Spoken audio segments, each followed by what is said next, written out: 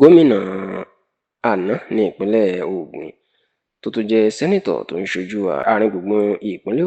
Ogun State Central nílé ìgbìmọ̀ asòfin àgbà ní Àbújá, ìyẹn sẹ́nítọ̀ Ibikunle Amosun, ó mà ti tú àṣírí lórí ìjà tí wọ́n ń gbé kiri pó wà láàrin wọn àti ààrẹ Bọ́lá Ahmed Tinubu, àti pé kò ṣiṣẹ́ fún ààrẹ Bọ́lá Ahmed Tinubu tí bàbá náà tó sì ti jẹ́ kó di mọ̀ ìyẹn sẹ́nítọ̀ Ibikunle Amosun tó sì jẹ́ kó di mọ̀ wípé lẹ́yìn gómìnà tẹ́lẹ̀ ní ìpínlẹ̀ Ọ̀ṣun olóyè Olúṣẹ́gun Ọ̀ṣọ́bà, ó ní kò tún sẹ́ni ẹlòmíì nínú ìpínlẹ̀ Ògùn tí ó lẹ́nu tó òun nínú ẹgbẹ́ òṣèlú Progressive Congress, nítorí pé ọ̀pọ̀ àwọn tó wà nínú ẹgbẹ́ òṣèlú APC báyìí tí wọ́n fọwọ́ la ilẹ̀, ó ní wọ́n máa bá àwọn níwájú ni. Ẹ sì rántí pé ìròyìn tí ń lọ wípé Amosun kò fẹ́ ṣe ti ààrẹ Bọ́lá Ahmed Tinubu fún sáà kejì, tí wọ́n sì ní ọ̀tọ̀ ní olùdíje tí ó fẹ́ ṣiṣẹ́ fún ipò ààrẹ pàápàá. Wọ́n ní ẹgbẹ́ òṣèlú alátakò African Democratic Congress ADC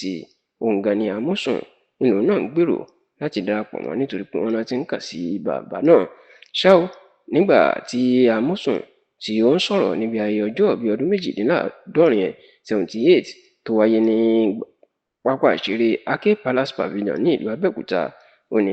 Amosun ti jẹ́ kó di mọ̀ wípé ẹ̀yìn Tinubu inú wà gbẹ̀ngbẹ̀ng o, òun ò fìgbà kankan wà lẹ́yìn ẹnu míì, àti pé àsìkò àwọn apá gúúsù Nàìjíríà rèé láti parí ọdún mẹ́jọ, nítorí tó ní Buhari ọmọ Fúlàní olóṣè parí ọdún mẹ́jọ ẹ̀ tán lórí àlééfà ni.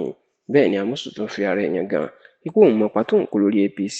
àti pé lẹ́yìn olóyè Olúṣẹ́gun Ọ̀ṣọ́bà ní ìpínlẹ̀ Ògùn kò sí ẹ̀dá kan tó tún gbìyànjú tóun fún ẹgbẹ́ òṣèlú APC mọ́.